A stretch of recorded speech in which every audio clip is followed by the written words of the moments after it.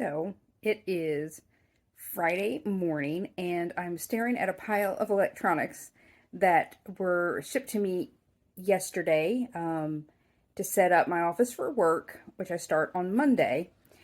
But I already have a computer and everything set up, so not quite sure how I want to set it up yet.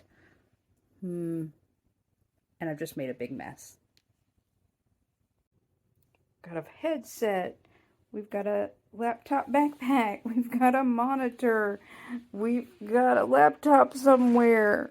What are we going to do with it all when we already have a computer? Decisions. Here is the temporary setup while I look into a monitor switch and perhaps a stand. Good morning. So it's about 10:30 or so on my first day. So I have already had, I think, 3 meetings and have another one coming up, so I'm on a little bit of a break. So this introvert is like, oh, a lot of virtual meetings, but that's fine. Then I have a lot of time I need to spend this afternoon setting up all my systems and everything. But so far, my team seems really great, and I have a lot to learn, but I'm pretty excited. So I thought I would do the final recap of my day outside. I hope the audio is okay. Forgot about school buses. But today went pretty well. It was a lot of meetings, which was a bit exhausting. But I also got a chance to meet a lot of people on my team, and they seem really fantastic. I did a lot of tech stuff. Obviously, that's what you do on your first day. Heard about benefits, can't get into my benefits. But I'm getting there. And so I'll have some more details about specifics on what I'm actually doing in the job, but it's been off to a really great start. I got a really good vibe, and that's a great thing. Thought I'd try something a little bit different during my lunch break today on day 2.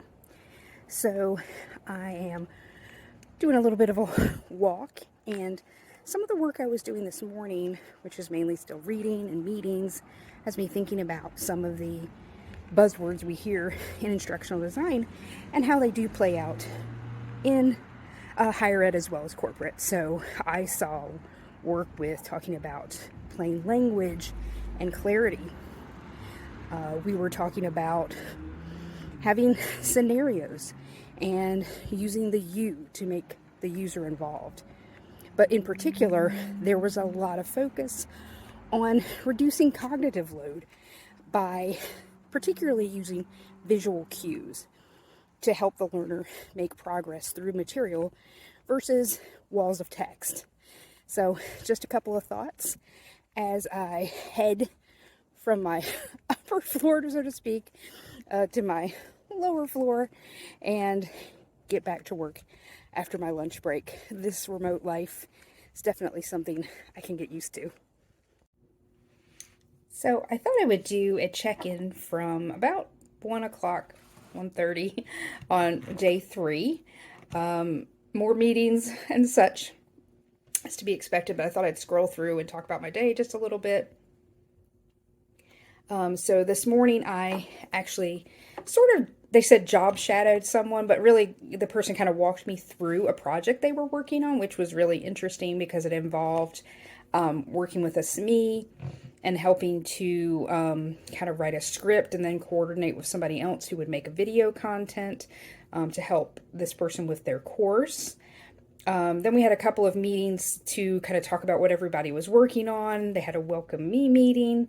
I had a meeting with someone more in academic programs, or at most places kind of like another segment of HR, to go over some just information about the university, things like that. And I have a couple more sessions this afternoon that are kind of more university-wide, so kind of getting outside of just my department that are not required, but things that I may attend. In between that, I've been doing other on-board training, such as, your typical things you see at any kind of organization: security awareness, learning more about the school itself, or if you're corporate, you learn more about the company. And some of those have been in Storyline, actually, to varying degrees of design, let's say. But none of them are like terrible or anything like that. But it's been very interesting to see the actual application of things in storyline that I've learned while taking other coursework. Some other things I noted today, I was trying to look at my notes. I saw a lot of different paths to the instructional design career.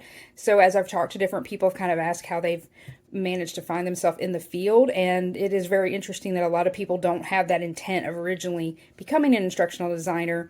They kind of come in at it sideways. So I find that kind of interesting. And at my university, people have very diverse jobs even within instructional design. And as you've seen with job titles, there's very different ones like learning architects. Some people may be on the programming end, so I can go into that more later as I learn about it.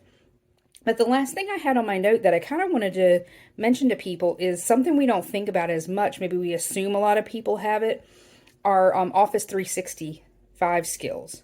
And not just things like Teams, but I mean just Microsoft Word, SharePoint, things like that. I recalled using them in other organizations, but my skills aren't as up to date as I would like them to be. So learning some of those, even Adobe PDF work, so your Acrobat, those are skills if you're looking for other things to kind of develop out that can fit in with learning design, but also just fit in with doing office work that maybe we don't talk about quite enough. It's a good reminder. So I hope everybody's doing okay. I need a break, and then I'll finish up my day. Greetings from day 4, and I'm looking over at my calendar and reflecting on having a few meetings today and meetups.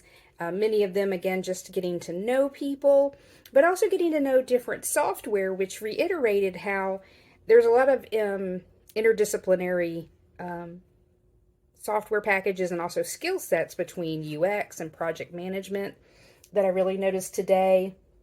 I got to play with Miro, more work with SharePoint, looking at style guide for how somebody also wrote up a needs analysis. So I'm really seeing a lot of real world items, and I'm starting to look at the different projects that are out there and what I might get to participate with in the upcoming weeks. Something else I really noted today, though, is one thing that's nice about the video content I've watched and the courses I've taken, even though I haven't taken a ton, is that it's really refined my lens. So now that I've looked at storyline or, looked at a well put together document, I'm starting to notice a lot more when things could be maybe tweaked a little bit better. And that's really surprising because it's not something I really would have noticed as much before, because when I was teaching, I really had to spend a lot of time grading and there was less time to really spend on fine-tuning things and making things look quote-unquote pretty, I guess. But there is a really important part to that visual takeaway really says something for your product and also kind of puts that finishing bow on it, if that makes sense. So another good day. I'll be finishing up my first week tomorrow, and then hopefully I'll put together this video and keep doing some more of these as I start picking up projects. So I am at the end of my first week of work, and full-time in a while, and I feel a little scattered right now. I was trying to do some of my personal projects after work, which is my plan right now until my spouse gets home.